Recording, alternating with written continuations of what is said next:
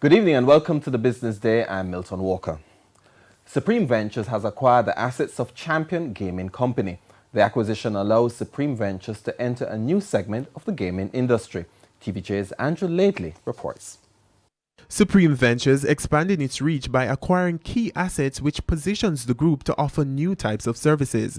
Chief Executive Officer Ann Dawn Young-Sang explains how the deal will help the company to enter the manufacturing arm of gaming. The aspect of the business that they're in the manufacturing side of the business, which is an area that Supreme is not fully ingrained in. So it enables us, that's why I said it enables us to enter another area of business that we're not. But it's a perfect synergy because we're already in the gaming industry, we're already in that area of the market, but that portion of the customer that they target, we're not there. And so that's where the synergy comes from, by being able to grow, by being able to bring our structure in place. Earlier this year, the company acquired a controlling interest in post-to-post betting company and expanded its services to Guyana. Mrs. Young-Sang says this acquisition is an additional step on that journey. In terms of how we increase the value proposition argument to our customers, to our different stakeholders, and increase the partnership. So you will probably wonder, why is Anne speaking so much about partnership? Because it really is a partnership business that we're in. The deal is expected to be finalized in January, but already Supreme Ventures is looking at how it can make even more acquisitions. Guyana was the first newborn baby and is still going through, as with any startup company, through its own teething pains.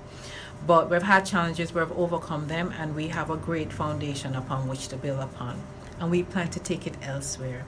So one of the key to recognize behind what we're doing at Supreme, strengthening our skill set, strengthening our competitive advantage in terms of how we're structured as a company. One of our greatest assets is our regulatory structure and how we do business. And the aim is to take this skill set and to transport it where? Outside of Jamaica. Andrew Laidley, TVJ News. At the end of trading today, the US dollar was costing $134.09. The Canadian dollar sold for $103.05. The pound went for $172.34, while a euro was selling for $149.74. Stocks ended mostly lower today, but gains chiefly in financial stocks helped the JC index to advance by 798 points, while the junior market index dipped more than 22.